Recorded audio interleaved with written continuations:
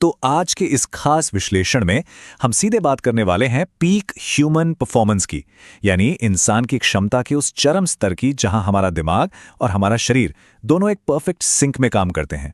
हम एक ऐसे हाई परफॉर्मेंस लाइफस्टाइल ब्लूप्रिंट को डिकोड करेंगे जो मेंटल एफिशिएंसी और फिजिकल मसल ग्रोथ दोनों को बेहतरीन तरीके से आपस में जोड़ता है।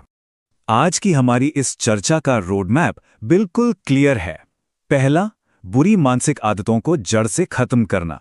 दूसरा, बल्किंग की असली परिभाषा समझना। तीसरा, एक solid structured daily fitness routine. और चौथा, डीप रिकवरी की असली ताकत। ये दोनों पिलर्स मिलके हमारे ह्यूमन ऑप्टिमाइजेशन का पूरा ब्लूप्रिंट तैयार करते हैं। शुरुआत करते हैं पहले हिस्से से, मेंटल आर्किटेक्चर, यानी अपने दिमाग को डीक्लटर करना।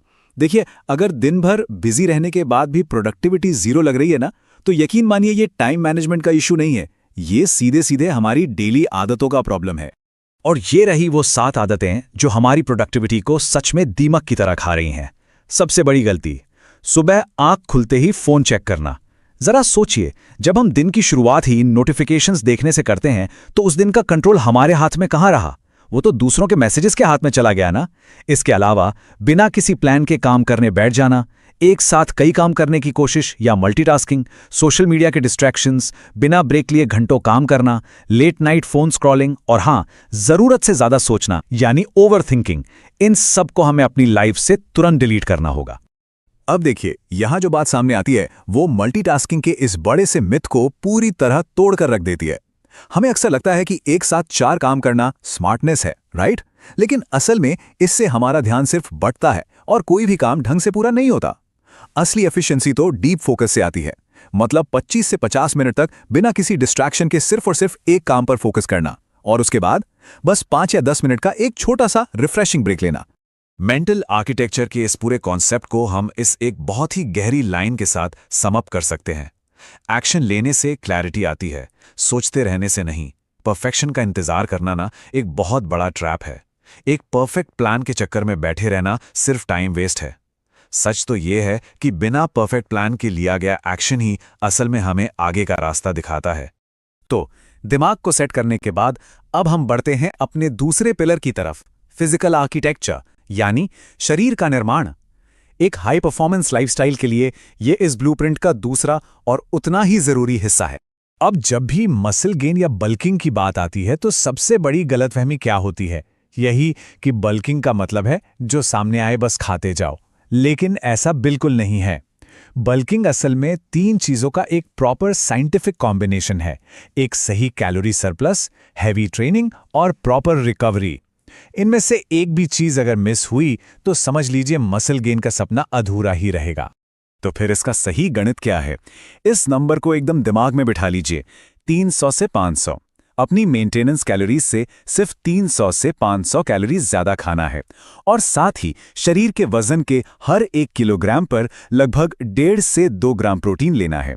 यही वो मैथमेटिकल फाउंडेशन है जिस पर हमारे शरीर का असली विकास टिका है।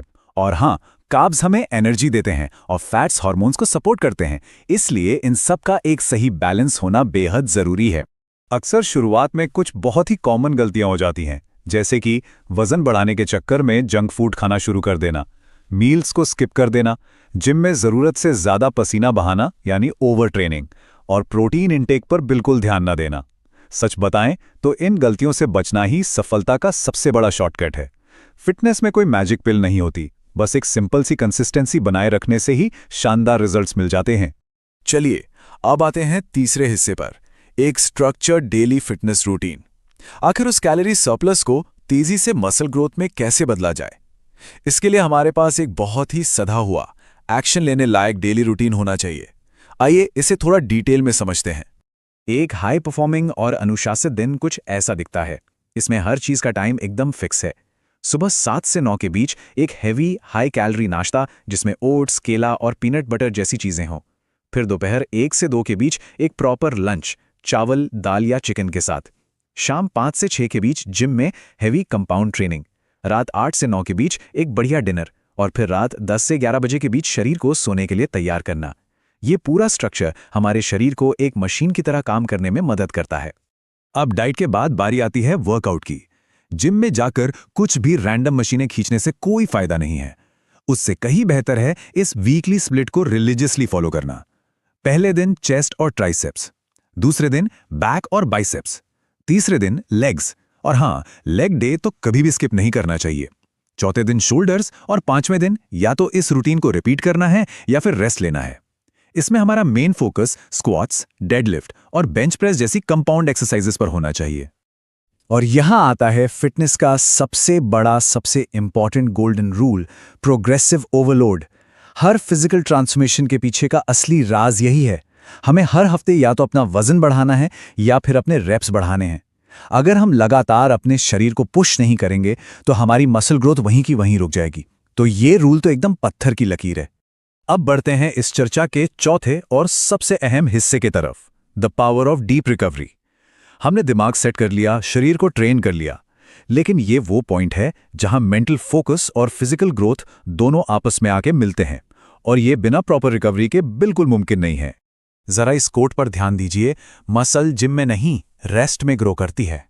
ये बात सुनने में जितनी सिंपल लगती है उतनी ही पावरफुल है।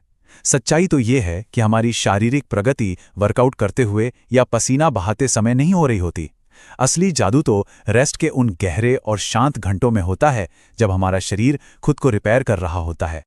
और इसीलिए ये नंबर यानी 7 से 8 कोई मामूली सजेशन नहीं है, ये एक सख्त नॉन नेगोशिएबल रूल है।